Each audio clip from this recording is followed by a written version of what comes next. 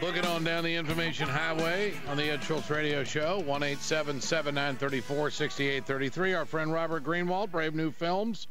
Mr. Greenwald, always a pleasure. Good to have you on. Thank you, Ed.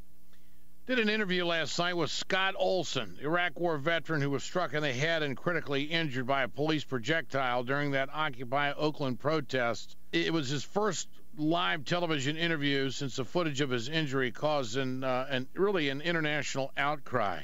Incidents like this have a history of really igniting the passion of people. When they see him talk, when they hear him slowly gain his speech back, what does this mean to the movement, in your opinion?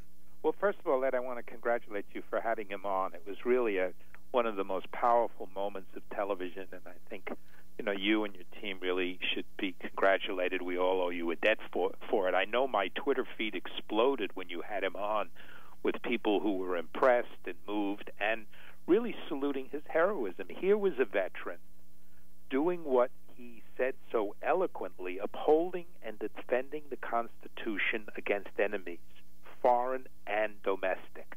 Boy, it's hard to beat that. Upholding the Constitution against domestic enemies, doing it nonviolently in pursuit of equality.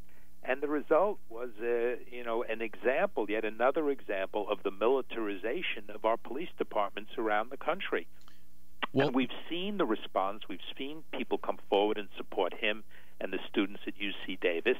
And the overriding importance of all of this continues to be that there's an ongoing daily conversation now about economic inequality, about where we're spending our money, about what the 1% are doing to us. And that's an amazing achievement. Well, when I was listening to him last night doing that interview, I was thinking, what does law enforcement think about this? What did this kid do to deserve what happened to him? And all of this heavy-handed stuff is not to disrespect the police, but they're taking orders. It's so terribly unnecessary. These folks aren't there to be violent. No, it's exactly right, Ed. I mean, these are people who over and over again are wonderful examples of nonviolence. And, I was just reading an article. The police departments and the cities, they're broke. There's no money for school teachers. There's no money for anything. Cities have spent, as of November 15th, rough estimate, $13 million on evicting and arresting Occupy people. Now hold on a second. I got a call on this earlier today on the program. Somebody asked me, Ed, who's given these folks the orders to move these folks out, these protesters in all these cities across the country? And I said the money. Yeah. These cities are financially strapped. It's an expense to them, and they want to move it out and end it. Now, your thoughts on that? Well, I think that's exactly right. It's the 1%, Ed. I don't want to be a conspiracy theorist, but it is the 1%.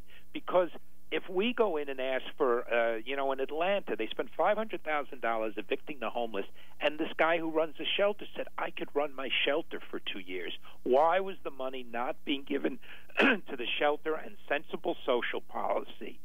Why was it being spent on people who are peaceful, who are not a threat? But it is.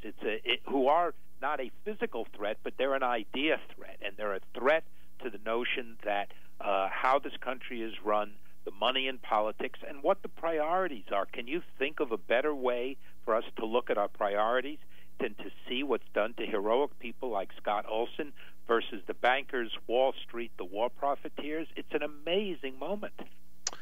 Does it take something like this happening to a veteran to, I guess you could say, re-jumpstart a movement and keep it on the national scene? What do you think? Well, I think the answer is yes, that what happened to him, what happened to the students, what we see over and over again, police departments in city after city, some with decent mayors, but they are responding in an irresponsible fashion, taking our money, our tax dollars, and again, you can't evict an idea. You can't stop an idea from spreading. So they may be able to close down some tents here and there, but damn it, it's not going to stop what's essentially this incredible outburst from people who are hurting, who are in pain, whose economic future is in great doubt and who are in despair, Ed. And that's what we're seeing. And the Scott Olsens, the heroes of the world, we need to celebrate them, but we also need to continue to find ways, how do we keep spreading these ideas? Brave New Films, producer and owner Robert Greenwald here on the Ed Schultz Radio Show. You can follow Robert on Twitter at Robert Greenwald. Voting is still open at whoarethe1%.com. What's the update on that? Well, as we said, the voting is for, who in the 1% are spending their money and power to hold the other 99% down.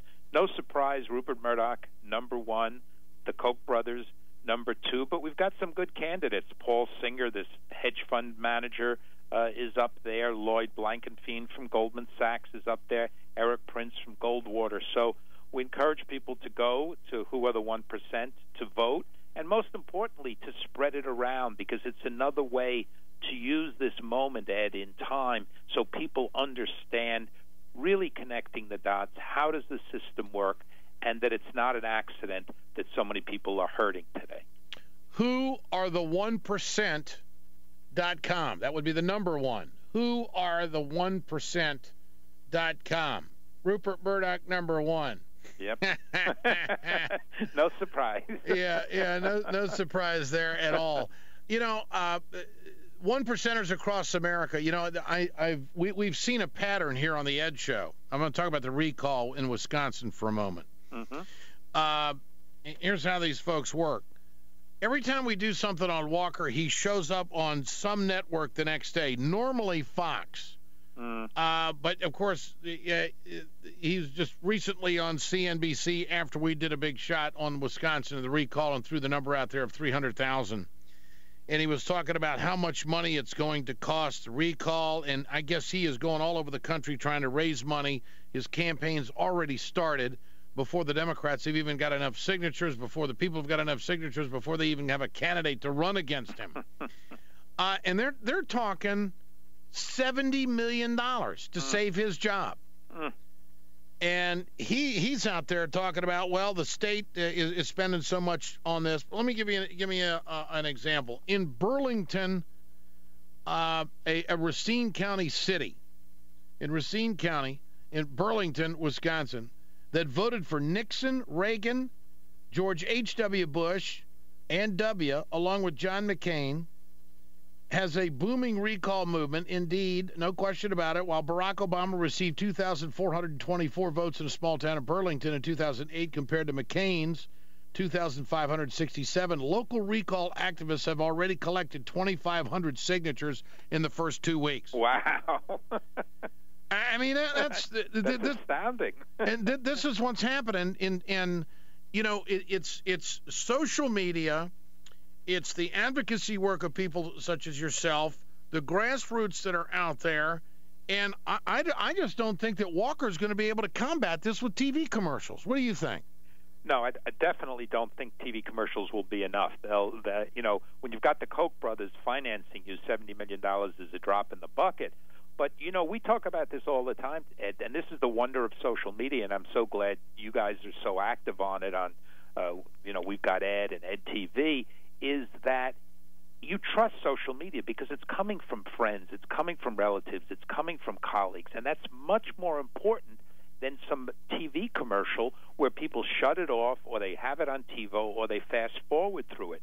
So we've committed at Brave New Films and Foundation to social media the last 2 years, and we're seeing an incredible increase in impact. It's no longer the old-fashioned way, how many eyeballs or ears do you have? The real measurement is how are you impacting, and that's social media, hands down, no question. Great to have you with us, Robert. Always a pleasure. Thanks so much.